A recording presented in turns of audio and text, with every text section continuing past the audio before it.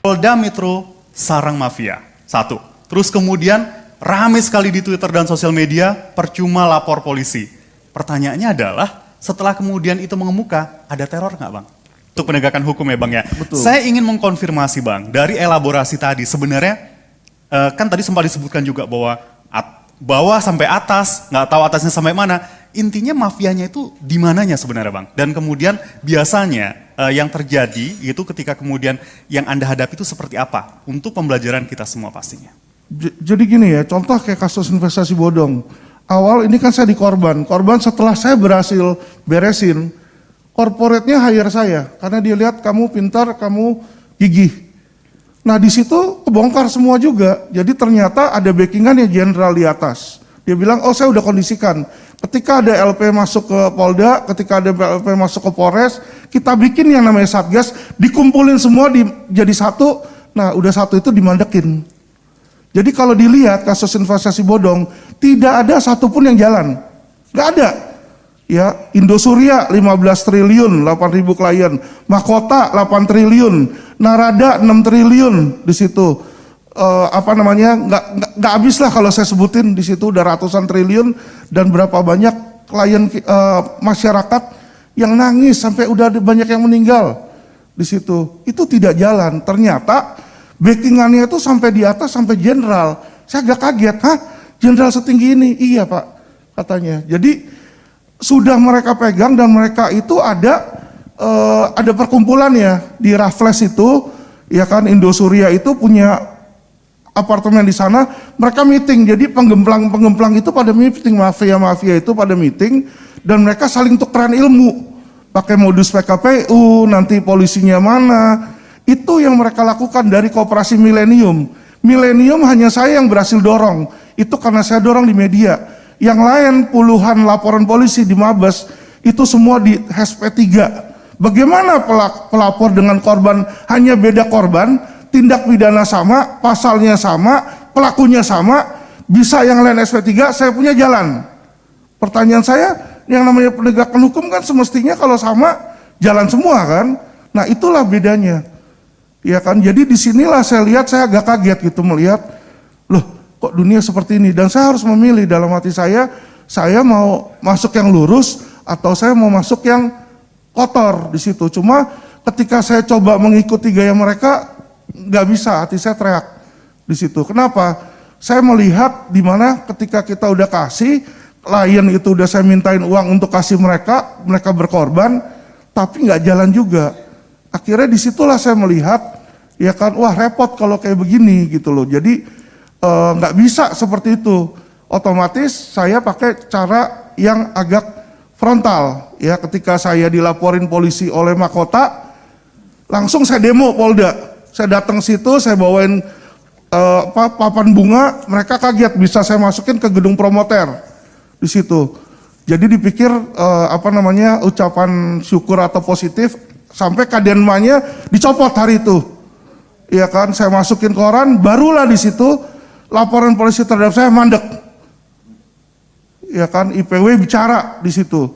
Nah, maksud saya, sorry ya, saya punya resource ke media. Berapa banyak masyarakat yang mungkin lebih parah dari saya nggak punya resource. Disitulah kasihan loh kalau kita pikirkan seperti ini. Ya kan, ini kasihan sekali penegakan hukum. Dan ini saya bicara bukan hanya investasi bodong Pak. Ya, berapa banyak pelaku-pelaku usaha juga dijadiin TSK nggak ada SPDP. Datang ke sana nggak diberikan haknya mereka. Nah disinilah saya melihat perlu adanya perbaikan. Kenapa? Karena polisi ini lah yang paling dekat dengan masyarakat. Ya, mereka ini harus kita cintai. Saya mau mereka itu menjadi partner yang terbaik bagi kita karena sesama aparat penegak hukum di situ. Tetapi harus menyamakan perspektif. Apakah benar undang-undang adalah panglima atau uang adalah panglima? Kalau memang kita milih uang adalah panglima, nggak perlu kita belajar teori hukum. Makanya kenapa ada oknum lawyer nggak punya ijazah, saya udah laporin ke polisi, nggak pernah diproses.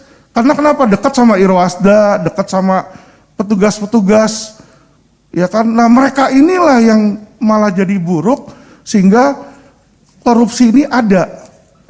Saya bilang, dan setiap hari kalau mau saya buktikan gampang, ya kan? Nanti nyamar siapa sama saya, pura-pura kita mau bikin LP.